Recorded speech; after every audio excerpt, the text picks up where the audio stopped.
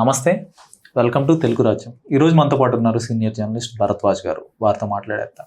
Sir నమస్తే. నమస్తే sir, స్థానిక ఎన్నికలు జరగబోతున్నాయి ఇంకా మరికొద్ది నెలల్లో. ఈ సందర్భంగా నారా లోకేష్ గారు జోనల్ కోఆర్డినేటర్లతో, వాళ్ళ పార్టీకి సంబంధించిన నాయకులతో మాట్లాడుతూ ఈ స్థానిక సంస్థల ఎన్నికల్లో మనం ఒక 80% సీట్లో పోటీ చేద్దామని, ఒక 15% జనసేన, ఒక 5% ఇలాంటి ఒక అండర్స్టాండింగ్ ఈక్వేషన్తో ఆయన ముందుకెళ్ళబోతున్నట్టుగా వాళ్ళ కార్యకర్తలకు చెప్పడం జరిగింది. సో మరొక వైపు నాదెళ్ల మనోహర్ గారు కూడా ఒక సమావేశంలో మాట్లాడుతూ కొంత జనసేన శ్రేణుల్ని ఈ లెక్కలకి సిద్ధం చేసే పనిలో పడ్డట్టుగా అర్థమవుతుంది. అంటే ఆయన మీరు ఏదో నచ్చిన చోటల్లో పోటీ చేయాలనుకుంటున్నారు, అలా ఏం కుదరదు. మనం గెలవగలిగిన పరిస్థితులు, మనం గెలిచి చూపిస్తామన్న కాన్ఫిడెన్స్ టీడీపీకి ఇస్తేనే మనకు అక్కడి నుంచి మనకి సీటు గ్యారంటీ అని ఆయన చెప్పారు నిన్న మొన్న. సో ఏమంటారు దీని గురించి మీ విశ్లేషణ? అంటే జనరల్గా పొత్తు అనే దానికి బలంగా కట్టుబడి ఉన్నారు వాళ్ళు.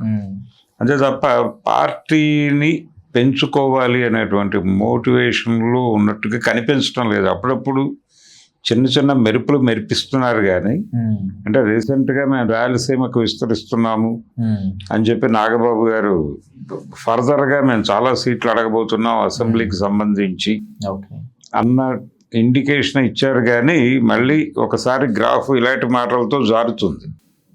అంటే ఇది ఎంతసేపు తొక్క పట్టుకుని జర్నీ చేసేటువంటి పార్టీ అయినా అనే ఇంప్రెషన్ జనాలకు కలగటం కరెక్ట్ కాదు.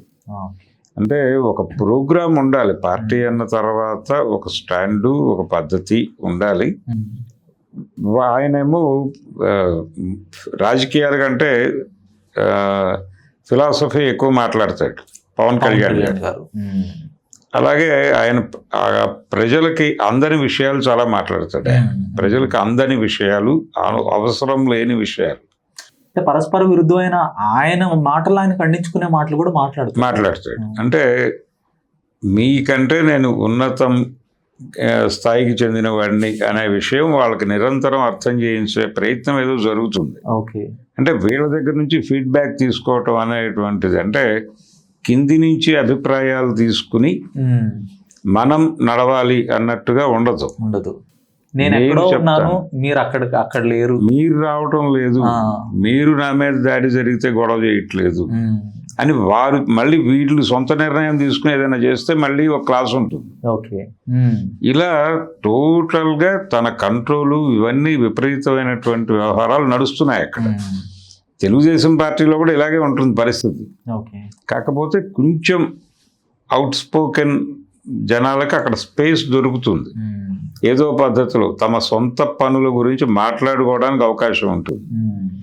అధికారం వచ్చిన తర్వాత మొదటిసారి పవన్ కళ్యాణ్ గారు క్యాడర్తో మాట్లాడుతూ, మీకేవైనా పదవులు కావాలంటే మీరు నాతో చెప్పండి, రోడ్డు మీద చెప్పకండి. మీకు ఏది కావాలన్నా నాతో, నా చెవిలో చెప్పండి, నేను సాధ్యం అవుతుందేమో అని ఒకసారి వారితో మాట్లాడి చెప్తా. బయట చాలా మాటలు నడుస్తున్నాయి. ఏదో టీటీడీ చైర్మన్ నాగబాబుకి ఇస్తారు, జనసేన ప్రెజర్ పెడుతోంది, ఇది తప్పు. ఇలాంటివి చేయొద్దు. మనం అధికారం కోసం అధికారంలోకి రాలేదు. మనం ఒక ఆశయంతో వచ్చాం. మరి ఆశయం ఏమిటో ఎవరికి తెలియదు. ఆశయం కోసం పనిచేస్తున్నాం మనం, పదవుల కోసం కాదు. ఇలాంటి ఆదర్శాలు చాలా చెప్తాడు ఆయన. ఈ ఆదర్శాలు వారికేనా లేకపోతే వీరికి కూడానా అనేది తెలియదు. ఇలాంటి ఒక కన్ఫ్యూజను, విచిత్రమైనటువంటి పోకడల్లో నడుస్తున్నటువంటి పార్టీ అది. బయటేమో చాలా విస్తృతంగా ఆయన మీద ప్రెజర్ ఉంది.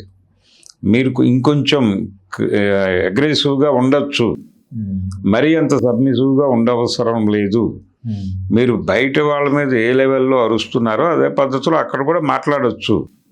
విధానాలు అంటే సరెండర్ టోన్ ఎక్కువ వినిపిస్తుంది ఇన్సైడ్. బయట మీరు అగ్రెసివ్గా వెళ్తున్నారు. వైసీపీ మీద మాట్లాడేటప్పుడు చూపిస్తున్న ఉత్సాహం అక్కడ కూడా చూపించాలిగా. ఇష్యూ వచ్చినప్పుడు అది కనిపించటం లేదు. అంటే ఒకసారి ఆయన ఈ సమయంలో ఆయన కొంచెం ఎక్కువ స్వరంలో అసహనాన్ని ప్రదర్శించింది. ఆయన తెలంగాణ వచ్చినప్పుడు, నేను తెలంగాణకు వస్తే ఎందుకు భయపడుతున్నారండి మీరు, ఇక్కడ ఏదైనా ముఖ్యమంత్రిని అయిపోతానన్నా నాకు ఆంధ్రాలోనే సీన్ లేదు అన్నాడు. అది ఆయనలో ఉన్నటువంటి బాగా పేరుకుపోయినటువంటి అసహనం మాట్లాడించిన మాట అది. ఆ అసహనం ఉన్నప్పటికీ చాలా సహనంగా వ్యవహరిస్తున్నాడు అక్కడ ఉన్నప్పుడు. హైదరాబాదులో ఉన్నాను అనే స్పృహతో వచ్చిన మాట అది. విజయవాడలో అయితే ఆ మాట అనుండేవాడు కాదు ఆయన డెఫినెట్గా. సో అది కండిషన్ అయింది. కానీ ఈ స్థానిక సంస్థల ఎన్నికలు జనరల్గా అధికార పార్టీ వైపే మొగ్గు చూపిస్తాయి అనేది ఒక అభిప్రాయం ఉంది జనాల్లో బలంగా. అలాగే మనకి చరిత్ర అదే చెప్తుంది. కానీ దాన్ని మార్చే అవకాశం డెఫినెట్గా పొలిటికల్ పార్టీస్కి, ప్రతిపక్షాలకి ఉంటుంది. ఆ డ్రైవింగ్ సీట్లోకి బలంగా గనక ఎమర్జ్ అయితే వైసీపీ అంటే దానికోసం కొన్ని వ్యూహాలు మార్చుకోవాలి వాళ్ళు కూడా.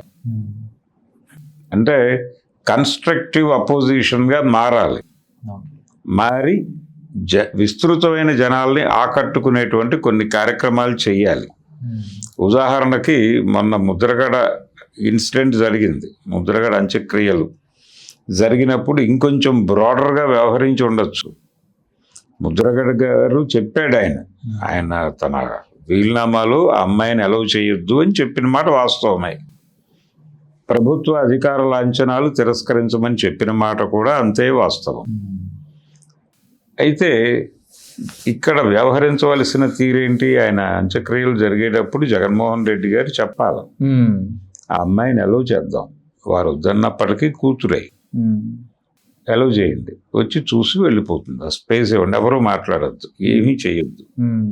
ఒక 10 నిమిషాల్లో ఆ అమ్మాయి వచ్చి నమస్కారం పెట్టుకుని వెళ్ళిపోతుంది. మనం జెంటిల్గా ఉందాం. అంటే వాళ్ళ తల్లిగారు వద్దు, పక్క తల్లిగారు వద్దు అంటున్నారు, ఆయన తండ్రి కోరిక. దానికి అన్నగారు మళ్ళీ పట్టుకుని ప్రొటెక్ట్ చేసి తీసుకెళ్ళాడుగా. ఆ వీడియోలు చూశారుగా ప్రపంచం అంతా.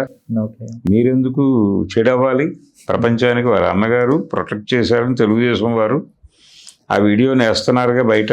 కానీ తల్లి అక్కడ రావద్దు, ముట్టుకోవటానికి. అవునండి, ఆవిడ ఎమోషన్ ఆవిడది. మీరు ఆ ఎమోషన్స్ తో క్యారీ అయితే అలాగా. మీ టార్గెట్ విశాల ప్రపంచం కదా. బయట ప్రపంచం మీ గురించి బ్యాడ్గా మాట్లాడుకునే అవకాశం మీరు కల్పించకూడదు. ఇప్పుడు దాన్ని రకరకాల టర్నులు తిప్పుతున్నారు ఆల్రెడీ. అంటే ఆయనకి షర్మిలను గౌరవించడం తెలియదు కాబట్టి ఈఎంఐని గౌరవించాలనే స్పృహ లేదు అన్నదాకా సిద్ధాంతాలు చేయడానికి మీరు అవకాశం కల్పించారు కదా. కరెక్టే, కానీ స్వయంగా ముద్రగడ పద్మనాభం గారు ఆయనే చెప్పాడండి, నేను కాదంటలేదు. ఒక నాయకుడిగా తీసుకోవాల్సిన స్టాండ్ అది. కలుపుకుని వెళ్ళాలి కదా విశాల ప్రపంచాన్ని.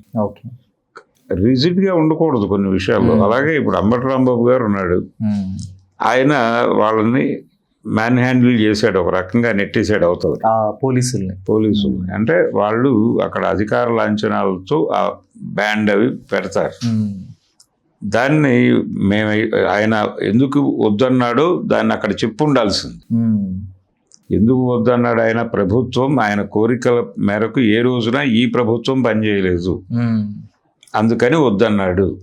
కానీ మీరు పెడతామంటున్నారు, బయట పెట్టుకోండి, తీసుకెళ్ళి పెట్టుకోండి, మీరు ఏమైనా చేసుకోండి, దీంతో మీకు సంబంధం లేదు అని ఒక ప్రకటన చేసి, మేము మీ విధి నిర్వహణను అడ్డుకోం, మీ గోలేదో మీరు పడండి అని ప్రపంచాన్ని ఉద్దేశించి మైక్ తీసుకుని బలంగా మాట్లాడేసి ఆ తర్వాత కార్యక్రమంలోకి వెళ్ళిపోయి ఉంటే అది డిస్ప్యూట్ అయ్యేది కాదు. మీరు హంబుల్గా బిహేవ్ చేశారని ప్రపంచం అనుకునేది. ఇలాంటి కొన్ని చేయాలి. అలాగే సాయి కృష్ణ ఇది జరిగింది అక్కడ, లాకప్ డెత్, దాని మీద ఇంకా గొడవ నడుస్తోంది. హలో, తెలుగు రాజ్యం ఛానల్ చూస్తున్నారా? సామాజిక రాజకీయ జీవన చిత్రణే తెలుగు రాజ్యం. అతిశయోక్తులు అసత్యాలు ఉండవు. రాజకీయ కోణం కాదు, ప్రజా కోణమే కొలబద్ద. తెలుగు రాజ్యం వీక్షణ మీ ఉత్తమ అభిరుచికి నిదర్శనం.